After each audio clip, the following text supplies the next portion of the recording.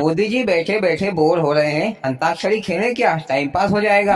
OBC जी, अंताक्षरी में क्या रखा है? गाने माने तो सब सुने हुए हैं। मोदी जी आज हमको एक हंसी मजाक की कहानी सुनाएंगे। सुनाओ मोदी जी, सुनाओ मोदी जी, ऐसी कहानी सुनाओ कि मजा आ जाए। अरे भैया अखिलेश, मोदी जी कहानी सुनाएंगे तो मोदी जी को कुछ खिला पिला देना, नहीं तो खाली फोकट मोदी जी का मुंह क्यों दुखाते हो? लालू जी, तुमको बड़े खाने पीने की बात पड़ी रहती है। चलो मैं एक पाव जलेबी खिला दूंगा मोदी जी को। मोदी जी सुनाओ कहानी। हाँ तो भैया हो सुनो, पर कहानी के बीच में अपनी टांग हाथ मत अड़ाना।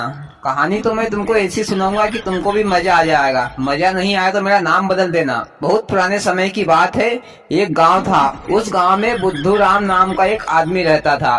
तो उसने एक दिन सोचा कि मैं तीर्थ यात्रा घूमकर आ जाऊं तो थोड़ा बहुत पुण्य मिल जाएगा। तो उसने अपने घर से पैसे में से इकट्ठे किए और तीर्थ यात्रा पर निकल पड़ा। पर वह 100 किलोमीटर चलने के बाद उसके साथ एक अनहोनी हो गई। क्या मोदी जी, उसकी टांग टूट गई या उसको बुखार आ गया?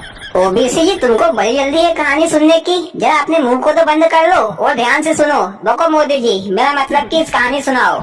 उस आदमी के साथ अनहोनी ऐसी हुई कि वो आदमी रात रुकने के लिए एक सराय में गया। मोदी जी, ये सराय क्या होती है? योगी जी, जैसे आजकल आज होटल में रुकते हैं रात, उसी प्रकार पहले सराय होती थी। तो वो आदमी सराय में रुका तो बुद्धू राम के पैसे रात में चोरी हो गए। मोदी जी, बुद्धू राम को तो बहुत मारा होगा, उसके तो हाथ पैर तोड़ दिए होंगे सराय के मालिक ने, क्योंकि फिर वो पैसे कहाँ से देगा? उसके पैसे तो चोरी हो गए। ओबीसी जी, तुमको हाथ पैर तोड़ने की बहुत याद आ रही है। क्या बात है, तुम्हारे हाथ पैर किसी ने तोड़ दिए क्या? पैसे तो शाम को ही दे दिए होंगे, तो फिर हाथ पैर क्यों तोड़ेंगे? आप बीच में मत बोलना। बोलो मोदी जी, आगे क्या हुआ? बुद्धू राम के पैसे रात में चोरी हो गए और वह सुबह से उठा और जंगल में चला गया और जंगल में जाकर जोर जोर से रोने लगा कि हे भगवान, तुम्हारे दर्शन करने के लिए मैं तीर्थ यात्रा पर जा रहा था, पर मेरे पैसे चोरी हो गए। अब मैं कैसे तीर्थ यात्रा करूंगा? मोदी जी, तीर्थ यात्रा तो पैदल भी कर सकता है ना, इतना दिमाग नहीं है क्या उसमें? खाली फोकट रोने लगा। तभी उसका नाम बुद्धू राम रखा है उसके माँ बाप ने। लालू जी, तीर्थ यात्रा तो पैदल भी कर सकता है, पर खाएगा क्या हवा? खाने के लिए तो पैसे चाहिए ना। आप बीच में कोई नहीं बोलेगा, मोदी जी ही कहानी सुनाएंगे। देख नहीं रहे हो कितना मजा आ रहा है? सुनाओ मोदी जी। तो वो आदमी जंगल में रो रहा था। तो भोलेनाथ वहाँ आ गए और बोले क्या बात है? तो बुद्धू राम ने पैसे चोरी होने की बात भोलेनाथ को बताई। तो भोलेनाथ ने बुद्धू राम को एक पैसे देने वाला शंख दे दिया और बोले कि तुम जहाँ भी मेरा नाम लेकर इस शंख से जितने भी पैसे मांगोगे तो यह शंख तुमको उतने पैसे देगा। भोलेनाथ ऐसा कहकर और बुद्धू राम को शंख देकर वहाँ से चले गए। अब बुद्धू राम बहुत खुश हुआ और बोला कि अब तो मैं पृथ्वी के चारों कोनों की यात्रा कर लूंगा।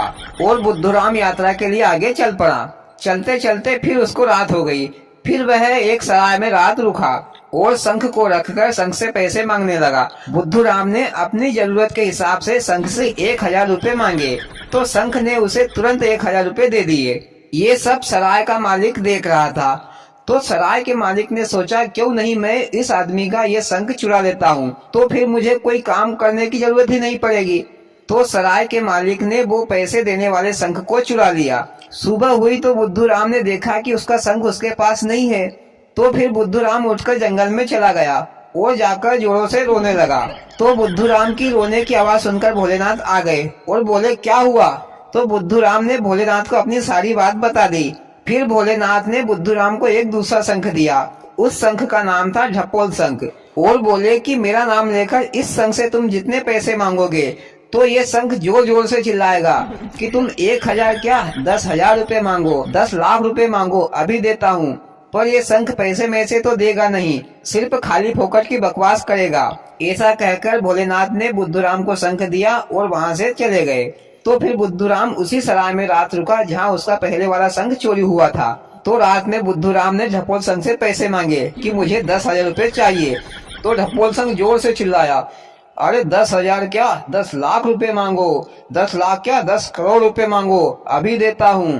तो ये सारी बातें सराय के मालिक ने सुन ली और उसने सोचा कि ये शंख तो इस शंख से भी अच्छा है, जितने पैसे मांगते हैं उससे 10 गुना ज्यादा पैसा देता है। तो सराय के मालिक ने सोचा कि मैं क्यों नहीं इस शंख को चुरा लूं। और रात में सराय के मालिक ने जो पैसे देने वाला शंख था उसको लाकर बुद्धू राम के पास रख दिया और वो जो ढपोल शंख था जो पैसे नहीं देता था उस शंख को चोरी से उठाकर ले गया। और बुद्धू राम सोया हुआ नहीं था, वो मात्र सोने का बहाना कर रहा था। रात बीत गई और सुबह हो गई। सुबह हो गई तो बुद्धूराम अपने वो पैसे देने वाले शंख को लेकर वहाँ से चल दिया। फिर सराय के मालिक ने उस ढपोल संघ से 5 लाख रुपए मांगे तो ढपोल संघ जोर से चिल्लाने लगा, अरे 5 लाख क्या, 50 लाख रुपए मांगो, 5 करोड़ रुपए मांगो, अभी देता हूँ। ढपोल संघ ने बोल तो दिया लेकिन पैसे नहीं दिए। तो सराय के मालिक ने बोला, मेरे बाप 50,000 ही दे दो। फिर जोर से चिल्लाने लगा ढपोल संघ कि 50,000 क्या, 5 लाख रुपए मांगो, 50 लाख रुपए मांगो, पर देता लेता कुछ नहीं। तो फिर सराय का मालिक समझ गया कि बुद्धूराम ने होशियार आदमी को बुद्धू बना दिया और मैं मेरी लालच में खुद ही फंस गया। और बुद्धूराम ने चारों धाम की तीर्थ यात्रा की। वाह मोदी जी, क्या कहानी थी, मजा आ गया। भैया तुमको कहानी पसंद आई हो तो वीडियो को लाइक और चैनल को सब्सक्राइब जरूर करें। भोलेनाथ सबके साथ।